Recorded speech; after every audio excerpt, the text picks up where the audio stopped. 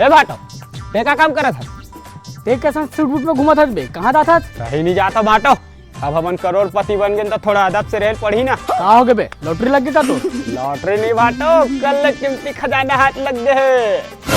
कहाँ लग गए? हमार छेना के खरी भाटो। बीड़ी फूक के हंस का बे, नशा में हंस?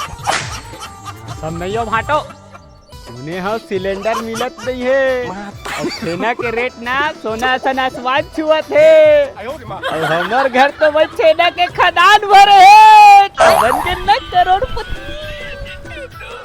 हाँ बे, भाटो अब हम बिजनेसमैन बन गए, जाता हूँ जल्दी कोट सिलवा दो, हस्बैंड में ऑफिस खोलबो, अब वीडियो नहीं बना, अब छेना बनाबो, बहुत पैसा कमाबो। आओ जाता हूँ, टेलर कर नाप दवा कहूँ। 2-3 ठो छेना देत भाई, आगे बार ना सिलेंडर मिलत नहीं है।